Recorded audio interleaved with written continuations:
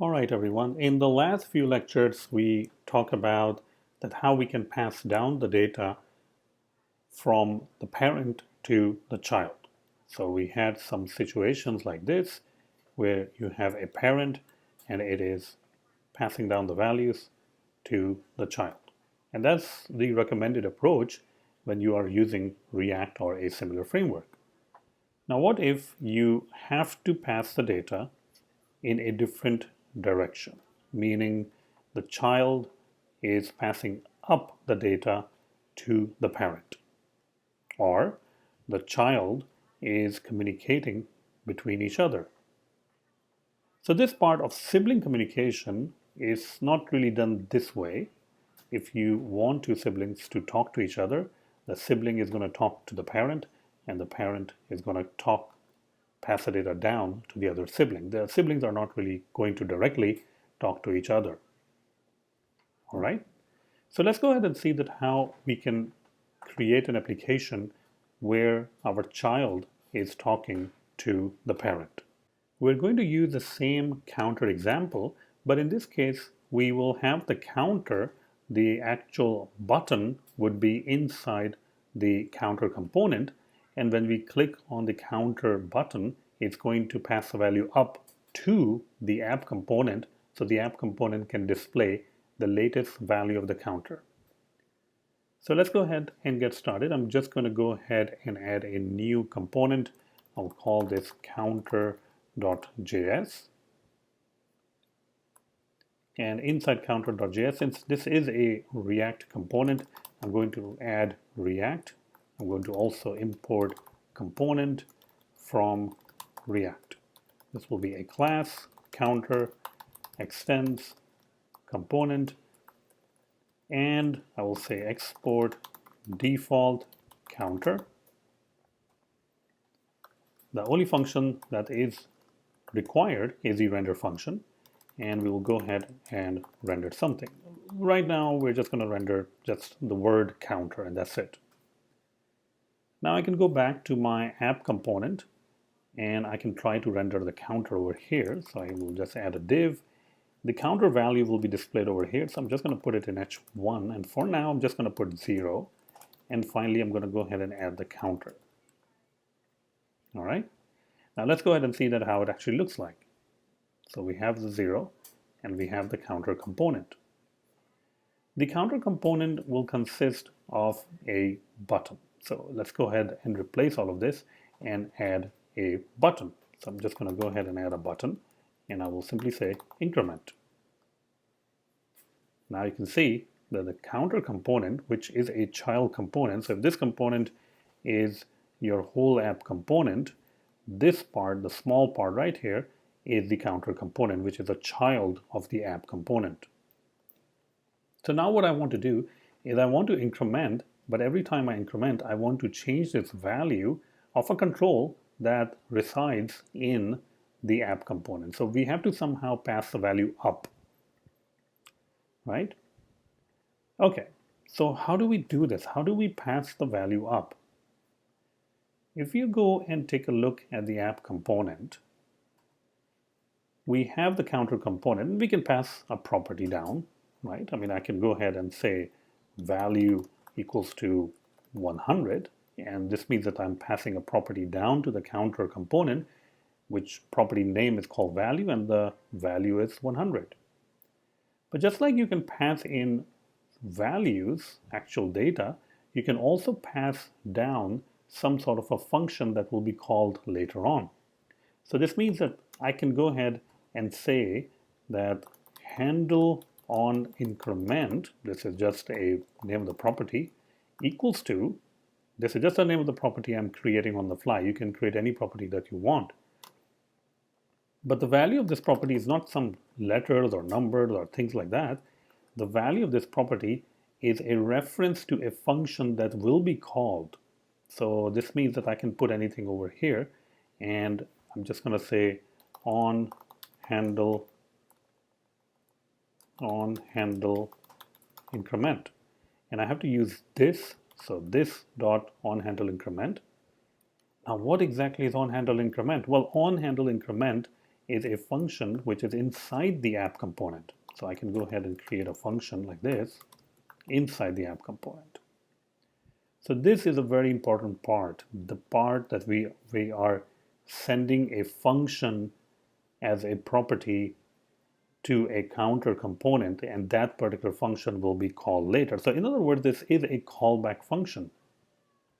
So we have a counter component, and the counter component, we're passing a property called handle on increment.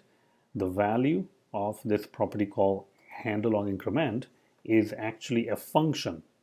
So this means that when we call this property, we should call it like a function because, well, it points to a function. See that? And when you call handle on increment like a function, it will call this guy on handle increment, which is defined right here. All right. I know it's kind of confusing and it will require a little bit more practice, but this is nothing more than a callback. So let me go to the counter component and see what we can do over here. So we have button over here. We have the increment function. Let's say that if I say on click equals to this dot handle increment click, and this is simply a function. We have already done that multiple times. So whenever we call handle increment click, whenever we call on click, it's going to call handle increment click, which is this function. And now we need to maintain the actual counter, and that can be done using the state. All right. So let's go ahead and do that. I'm going to go ahead and create a constructor, and inside the constructor I will call super. I will also call this dot state equals to, and I will say counter with a value of 0. Whenever you say handle increment click, I'm just going to update that state. So this means this dot set state, and I'm going to say counter, and the value of the counter will be this dot state dot counter plus 1. We're simply incrementing it. All right. Now once we have incremented this, we can go ahead and call the actual property that we were passing. So this dot props dot, and the name of the property that we were passing is handle on increment. Let's go ahead and call that handle on increment and pass in the updated value, this dot state dot counter. Unfortunately, if you take a look at the implementation of handle on increment right here, handle on increment, which calls on handle increment, which looks kind of like this, it is not really interested in taking any values, so we won't really get any values over here. So I'm just going to go ahead and say counter. And once we get those values, we can go ahead and print it out, print the counter value. Let's see if this works or not. All right, not print, console.log, console.log, the value of the counter. All right, so now let's go ahead and see what actually happens. If I go over here and look at the tool over here, console.log, I can increment the value, but it's not giving me the updated value. If I refresh it, I'm clicking for the first time, I should get 1, but I get 0. If now I should get 2, but I get 1. Now I should get 3, I get 2. So it's 1 behind, right? Something is going wrong. So if you go to counter.js, we are setting this value, but whenever we call set state, at this particular moment, I know that we have incremented the value plus 1, but at this moment over here, the value is not really incremented. So the state was, the counter value was 0, it is still 0 over here, even though we have called set state. And the reason that this value on line number 19 is still 0 and is not incremented is because set state is an asynchronous function, meaning it will update the state eventually.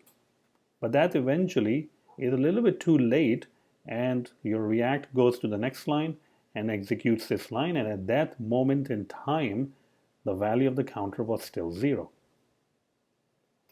So this is very similar concept of if you were doing a fetch request and you were trying to return an array of something, but when you return an array, it's always empty because the fetch request hasn't really completed yet. So what can we do? We need a way to find out when the set state has done updating the state. But how do we find that out? Well, that's the second argument. We never really use the second argument, but now we can use this.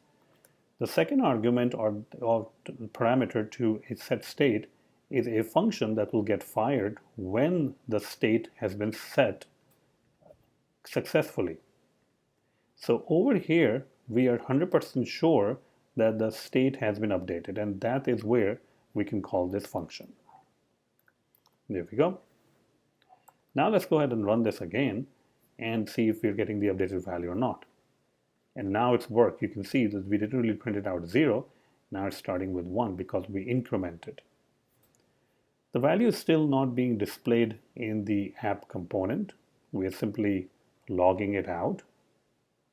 Maybe we can store it in a state. So this dot state counter equals to 0. Now keep in mind that this state that we are defining in the app is very different from this state that we have in the counter. These states are called a local state. This is for that particular component only. It's not to be shared. So now when we get the value, we can go ahead and say this dot set state, and we can update the counter with whatever the value is being passed. Counter, and then the value, the counter. We can call this CTR if you want to, if it's confusing. There we go. Once the set state is called, what function is going to call automatically? The render. So it is our opportunity to just display the value in the state. So this dot state dot counter. Let's go back, increment, and now you can see that we are updating the parent from an event that generated from the child. We're passing the value up to the parent. Now, even though you can use this, it is not really recommended unless there is a very special need for you to do this. Usually the flow is from parent to child, not from child to parent. But in situations, there are situations like this where you have to pass to the parent and then to the child and then to the child and so on. You can use this technique. All right. So let's go over it one more time. We created our counter component. We created a property in the counter component called handle on increment. That's the property name. But the property value is not some sort of hard-coded value, but it is a function that will be called when you call the property. And that function reference is right here, on handle increment, that will call the on handle increment function. Now when we go to the counter, keeping in mind that the handle on increment property is basically a reference to a function, so we can call it like a function. We get the state. When we click the button, we call handle increment click, which is a simple function. We update the state, and then we call this.props.handle on increment, and we pass in the value.